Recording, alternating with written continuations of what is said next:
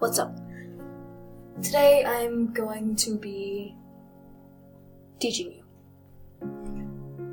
The first thing I'm going to be teaching you is graphing points on the coordinate plane.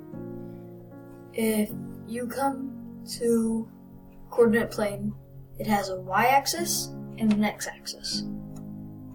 And it has 4 quadrants. This is 1, this is 2, this is 3, and this is 4.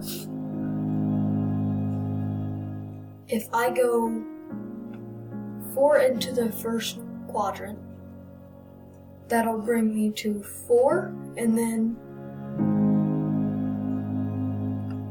3 into the second quadrant. Those two will come to the coordinate of 4, -3. Thanks. Step 2. Y equals x minus 2. Whenever you look at this, you see that x could be 6, minus 2 would be 4. So y could equal 4. Y could equal 7 minus 2 equals 5. It could equal 5. And you figure that out by going y. You have 4 options for x, and you need to equal 4 or 5. And you have to plug in those numbers until you finally get the right answer. In this case, it would be 4 or 5. And that is only correct because I plugged in both numbers.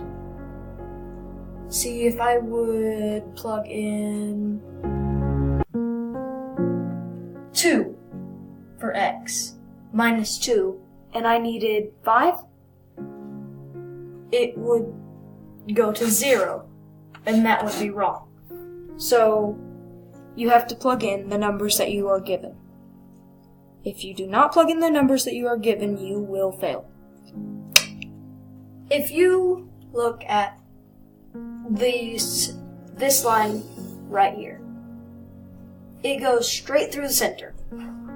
And since it goes this way, nope, it would be, I'm trying to find this out. That way. See it? Yeah, you did. Okay. That was weird. But since it goes that way, it is a negative.